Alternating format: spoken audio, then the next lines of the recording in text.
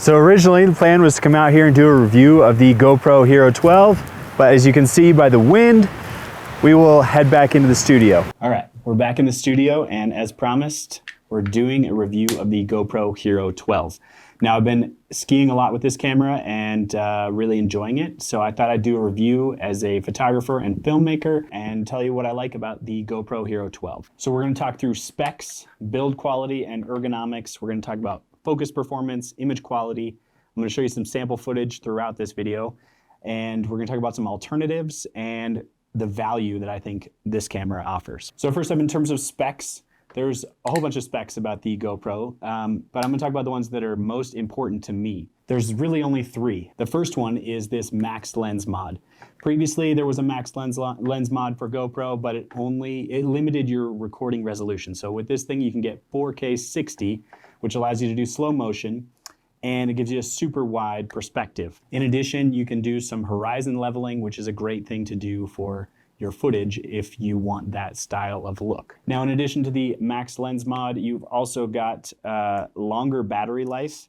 So a while ago, they introduced these white batteries, which are pretty cool. They last a long time, but now they're offering even more runtime optimized in the GoPro Hero 12 versus the previous version. The last thing that I really liked was the 1/4-20 mount on the bottom of this thing. So if you pop off, fold the little tabs in, you've got a 1/4-20 mount right here on the bottom, which is great if you want to thread this directly onto like a tripod or any other camera mount. 1/4-20 is super common and easily available. Now, there's other feature upgrades in the GoPro Hero 12 versus previous versions, but those are the three main ones that I was really excited about. It's pretty similar to the Hero 11. If you're upgrading from an older camera, the 10-bit color in the 11 and the 12 are really nice to have. Gives you a lot better color rendition. So that's it for important specs. Let's talk about build and ergonomics. So with the GoPro, I really like the design. It's very simple, very straightforward, easy to operate. You've got two buttons, which are pretty much universal on all modern GoPros, and the touchscreen on the back. So the touchscreen on the 12, I noticed, was just, it keeps getting better with each generation. It's a little more responsive, easier to use. As I mentioned in the specs, the biggest ergonomic improvement for me was the 1/4-20 mount on the bottom. Just makes it compatible with a bunch of camera mounts that I already have. It's very similar to past GoPros, so if you're comfortable with the GoPro design and layout, you'll be very comfortable with the 12. The last thing I wanted to mention in terms of functionality, it's been in the GoPro software for quite a while, but I've really been enjoying the voice command. So when I'm skiing, I can turn it on, and then when I want to record something, I can actually be skiing and I can just say, GoPro, start recording. It's recording. And it'll play the beeps, I'll know it's recording, and then when I'm done, GoPro stop recording. I really like that feature because it's just an effective way without having to take off your gloves or do anything to get this thing to record. So that's it in terms of build and ergonomics. Let's talk focus performance. You might be wondering why I'm talking about that, because the GoPro has a fixed focus, but that's kind of what makes it awesome. Never have to worry about it focusing. It's just press record and it's good to go. If you're curious, the focus distance is about 6 to 8 inches. Everything beyond that will be in focus, but they do make some macro adapters, so you can pop off the lens mount and put on an adapter that'll allow you to focus on closer subjects, but you'll sacrifice distance focusing. Overall, I really love the simplicity of never having to really think about focus, and that's the beauty of the GoPro. It's super durable. You just hit record and it's good to go. Now let's talk image quality. In terms of image quality, the Hero 12 is pretty awesome. It gives you significantly more resolution to work with. The difference between 5.3K and 4K is significant. I know the Hero 11 had 5.3K or whatever, but it's really valuable if you're coming from a previous generation that only has 4K recording. There's a ton of settings baked into the menu. You'll want to dive in and really tune in to what works for you. In terms of image quality, the HDR mode is something to consider. It creates kind of a unique look, but if you really want to balance shadows and bright highlights, it can be something to turn on. It does limit your recording modes a little bit, so be aware of the pros and cons there. When you are recording in 5.3K, you can pull, I think it's 27 megapixel stills out of that video footage. And as long as you're using a high enough shutter speed, those will be sharp. 27 megapixels is pretty impressive for a still photo coming out of a video. When it comes to shooting strictly still images with your GoPro, I find that it works quite well in bright, sunny conditions. It's not going to work all that great in low light. It doesn't do well with super high contrast, like sunset type images. But if you want that typical action shot, which is happening when there's bright sunny conditions, it's going to do great. A lot of people make the comparison between GoPro images and cell phone images, which cell phone images are great. The latest iPhone takes great photos.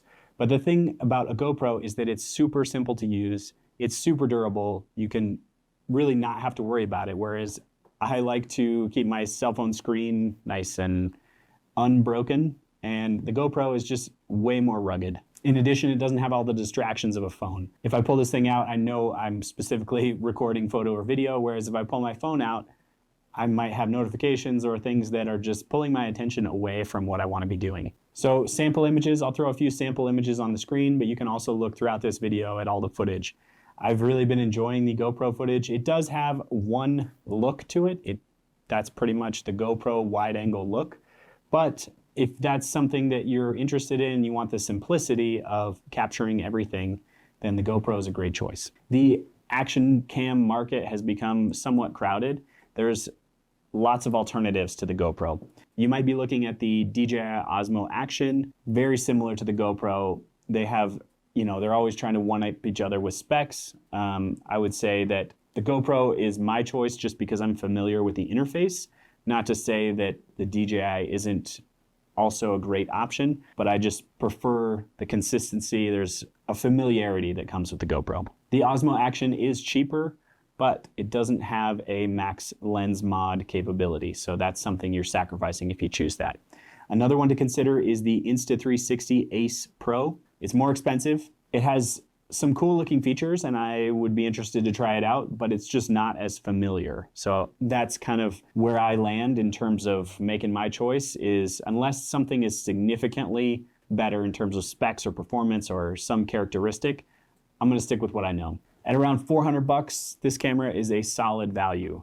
I think it does really well at what it's intended for, which is a durable action capture sports, exciting moments camera. Some things are just tough to capture, whether you're going underwater or you're going skiing or climbing or doing some activity where you don't want to have to futz with a camera. The GoPro is awesome because it's so simple. It allows you to get some unique footage in places that can be difficult to film. Overall, I think it's a great option.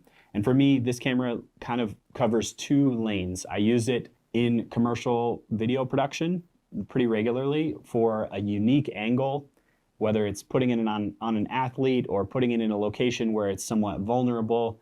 I've used it to film archery where I didn't want to put my camera right next to where people are shooting arrows. I felt a lot more comfortable putting the GoPro there. I use it for a variety of cases in commercial production, and then the other time I use it is for filming my kids, and that's simply because I want to have something durable, rugged, that I don't have to worry about. I can take it in the pool, I can take it skiing, and it has a ton of different mount options that allow me to focus on the activity and also capture some fun footage. So I hope you found my review helpful. If you have any questions, hit me up in the comments. I really appreciate you watching this far into the video, and if you haven't already, please subscribe. It really helps us, and we'll see you in the next video.